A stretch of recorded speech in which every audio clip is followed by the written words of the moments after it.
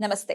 Spiritual, motivation, educational వీటికి సంబంధించి interviews ఇవ్వదలుచుకున్న వాళ్ళు కింద నంబర్కి కాంటాక్ట్ చేయండి. నమస్తే, వెల్కమ్ టు అవర్ ఛానల్. నేను పద్మిని. ప్రస్తుతంతో పాటు ప్రముఖ ఆధ్యాత్మికవేత్త, ఆస్ట్రోన్యూమరాలజిస్ట్, వేదిక్ వాస్తు స్పెషలిస్ట్, శ్రీ విద్య మరియు హనుమత్ ఉపాసకులు బ్రహ్మశ్రీ డాక్టర్ శివయోగి సిత్లా జయశంకర్ గారు మనతో పాటు ఉన్నారు. మాట్లాడదాం. సార్ నమస్తే. సార్ సార్ ఎలా ఉన్నారు సార్?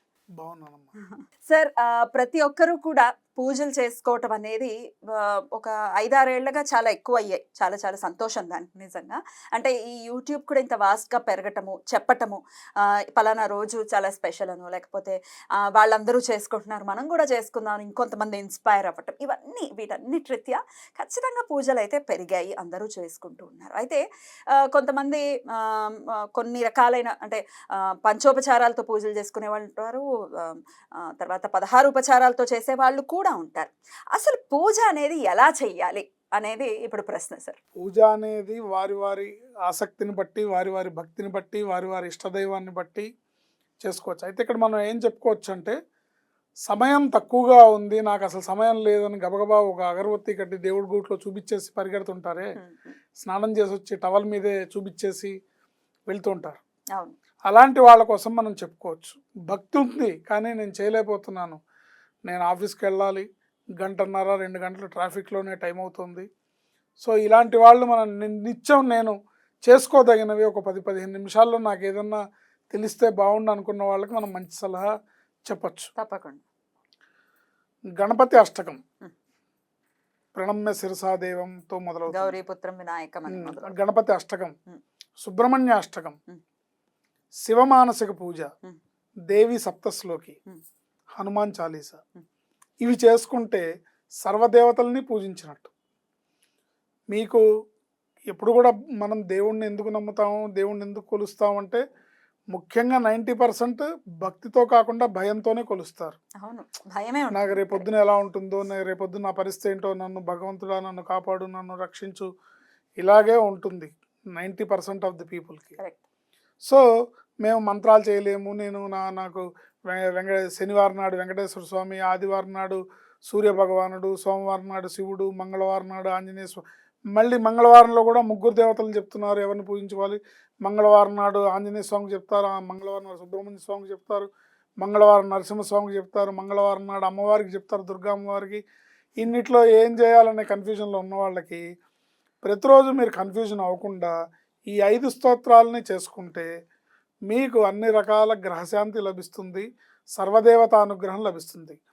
గణపతి అష్టకం ఇది చదువుకోవడం అనేది మీకు టైం ఉంటే 3 సార్లు చదవండి, లేదా ఒక్కసారి చదవండి. టైం ఉంటే గరికతో పూజ చేయండి, టైం ఉంటే ఆవు నెయ్యితో దీపం పెట్టండి. బట్ మీరు ఈ కూర్చొని శ్రద్ధగా ఆయన పాదాల దగ్గర మన మనసుని లగ్నం చేయడం అనేది చాలా ఇంపార్టెంట్.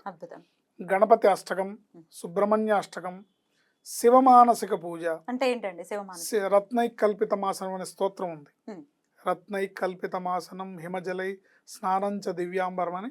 అంటే ఆ స్తోత్రాన్ని చదివితే శివుడికి మనం పంచోపచార పూజలు, షోడశోపచార పూజలు చేసిన ఫలితం అన్నమాట. సో ఆ స్తోత్రాన్ని నిత్యం చదువుకోవడం.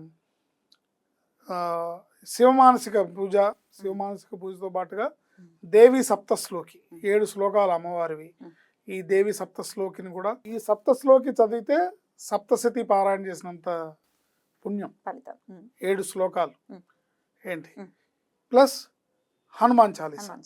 ఈ 5 కూడా చదువుకున్న వాళ్ళకి ఎటువంటి ఈతి బాధలు, ఎటువంటి గ్రహ బాధలు దగ్గరికి రావు. నిత్యం చదువుకోవాలి.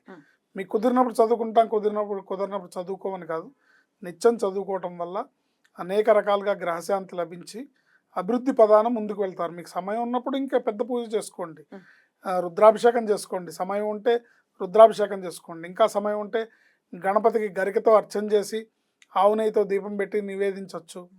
అమ్మవారికి కుంకుమార్చన చేసుకోవచ్చు. అట్లాగే ఆంజనేయ స్వామికి ఆకు పూజ చేసుకోవచ్చు, సుబ్రహ్మణ్య స్వామికి విభూతితో పూజ చేసుకోవచ్చు, అన్ని రకాలుగా అభిషేకం చేసుకోవచ్చు. బట్ సమయం లేదు, నేను చేయాలని ఆసక్తి ఉంది, భక్తి ఉంది, నాకు అవసరం ఉంది కానీ నేను చేయలేకపోతున్నాను అనుకున్న వాళ్ళు ఈ 5 స్తోత్రాలని చేసుకోవడం వల్ల నిత్య పూజలో భాగంగా వాళ్ళకి సర్వదేవతల్ని పూజించిన ఫలితం లభిస్తుంది. ఇందులో ఎటువంటి సందేహం లేదు. అద్భుతం అండి. అయితే ఇది ఖచ్చితంగా దీపం అనేది ఖచ్చితంగా పెట్టాలి. జ్యోతి అనేది ఉండాలి ఇంట్లో కదండీ! ఆ అవును. పాజిటివిటీని పెంచడం కోసం కూడా దీపం ఉండాలి. దీపంతో పాటుగా దీపము, ధూపము మామూలుగా ఇవన్నీ చేస్తుంటాం. నైవేద్యం కూడా పెడుతూ ఉంటారు.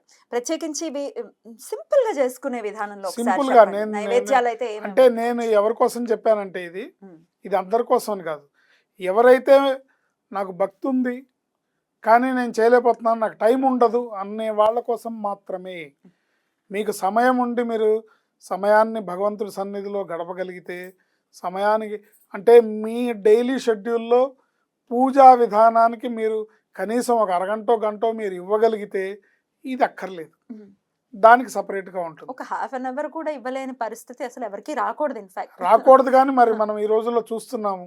అదే. గబగబా దండం పెట్టేసుకొని వాళ్ళు గూట్లో ఉంటారు. హాయ్ అని, బాయ్ అని చెప్పేసి. అలాగే ఉంది పరిస్థితి. ఆ! హ్మ్. సో, వాళ్ళ కోసం కనీసం ఈ స్తోత్రాలు చదువుకుంటే, ఎందుకంటే ఇవాళ క్రమేపీ మార్పనేది వస్తుంది. మార్పనేది వస్తుంది. వాళ్ళకి గ్రహశాంతి లభిస్తుంది. వాళ్ళకి సమయాన్ని వెచ్చించి భగవంతుడి సన్నిధిలో వాళ్ళు గడపడానికి అవకాశం దొరుకుతుంది.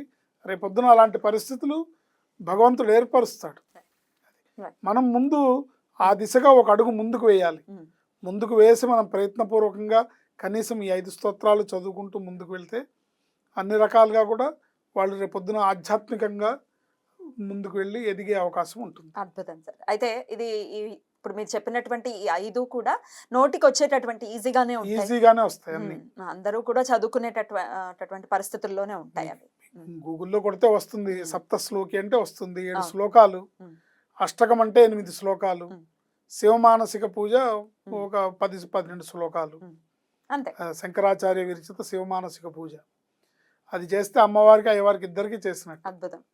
అభిషేకం చేసి మీరు అన్ని రకాల పూలతో అర్చించిన ఫలితం వస్తుంది. అద్భుతం. చాలా బ్యూటిఫుల్గా ఎక్స్ప్లెయిన్ చేశారు సార్. ఇది ఖచ్చితంగా చాలా మందికి ఉపయోగపడుతుంది. కానీ దీన్నే అలవాటు చేసుకోవటం కాకుండా దీంతో పాటుగా ఇంకాస్త సేవ చేసుకోవటం, కృతజ్ఞతను ఆవిష్కరించడమే పూజ అంటే కాబట్టి అందుకే నేను ఇది ఖచ్చితంగా. కేవలం మేము అసలు 5 నిమిషాలు కూడా టైం ఇవ్వలేకపోతున్నాం అనుకునే వాళ్ళ కోసం ఇది. 5-10 నిమిషాల్లో అయిపోతుంది ఇది. 10 నిమిషాలు Right. మ్యాక్సిమం. చాలా బ్యూటిఫుల్గా ఎక్స్ప్లెయిన్ చేశారు sir. Thank you so very much. నమస్తే. ఆయుష్మతి భవ.